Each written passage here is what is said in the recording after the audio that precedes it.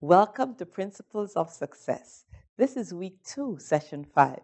This course is a part of Malco Institute of Technology's leadership series. Our companion text is See You at the Top by Zig Ziglar. Welcome to week 2, session 5. A person with a poor self image has a critical and jealous nature. They resent the success of others. They are jealous without a cause of their spouse. Since the person does not like himself or herself, she does not believe that someone could love her above all others. The insecurity is seen in the resentment when somebody else receives praise or recognition. The most noticeable manifestation of a poor self esteem is the way a person reacts to criticism and the way they react to laughter. A person with a poor self image cannot laugh at themselves. They feel that either laughter or criticism from others is a put down or an effort to make them look bad. A person with a poor self image is generally uncomfortable when alone or inactive. A poor self image also reveals itself in a breakdown of motivation. Many times, when a person quits competing and puts forth the I don't care attitude, it is because they can't see themselves as winning, because they aren't attractive or deserving enough. When they completely let go and overdo, they protest in every way. They are frequently loud, critical, vindictive, and overbearing.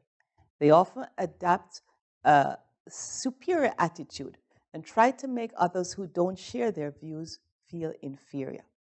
The exact opposite is frequently true and is a manifestation of a poor self image. These people place too much emphasis on material things: flashy cars, money, the current fad, way out clothes, hairdos, or makeup. They feel they could never be accepted as they are. In their insecurity, they go to extremes to gain friends and acceptance. As individuals, we consistently act according to the way we see ourselves. The husband or wife with a poor self image rarely challenges her husband on anything. Instead, she goes along and becomes a doormat. They seldom finish anything. Fortunately, this does not apply to you. It might have been before now, but when you took the step to start this series, you took a big step toward changing your image. You know that the years ahead of you are going to be wonderful. I would like you now to take some time and view this short video. And at the end of the video, please go to our website and look at additional resources and join us next time for week 3, session 1. Thank you. Hi, my name is Steve Martilli at Freedom Education, and in this video, I want to talk about how to pinpoint poor self-esteem from a mile away.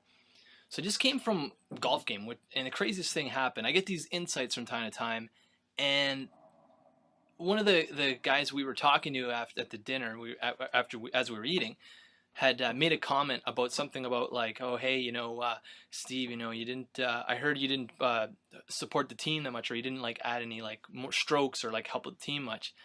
And and I said, oh, I had a couple putts, but that was it. And I'm not that good of a golfer. But the bottom line was, it was very clear to me in that moment that he was saying something derogatory or negative to me in order to feel better about himself.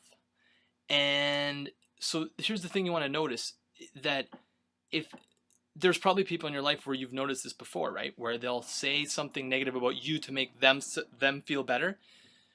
That's not a sense of self-confidence, because self-confidence doesn't come from an external source.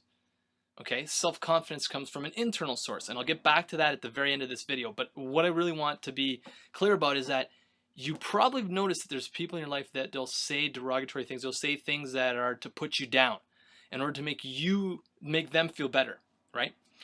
And those people, what I want to say about those people is that they have a low self-esteem, because external sources do not drive your self-esteem. Your self-image is what drives your self-esteem. Okay, more on that in a bit. So here's what to notice. If someone is making derogatory or negative comments about someone else in order to bring them down and make themselves feel better, if they're making negative comments about someone else, then I guarantee they're making negative comments about themselves.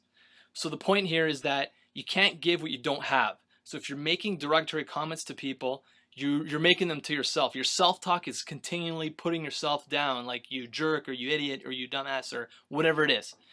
And that's a sign of very poor self-esteem. Now here's the thing to notice about yourself. Notice when you're putting other people down. And if you're putting other people down to make yourself feel better or to make you look good, then it's a sign of low self-esteem. Because like I said about halfway through the video, a poor self-esteem is someone who's driven by the external sources. A strong self-esteem is driven by your self-image, because self-esteem is always driven by an internal source, which is your self-image. It's the way you see yourself. You know, as an example, if you're a sales professional and you see yourself on a cold call and saying the right things at the right time and having the right charisma and feeling good about what you're saying and feeling like you're helping people, then you're going to live that self-image, okay? Your self-esteem is going to come through from that self-image. It just drops in and you start to behave a certain way.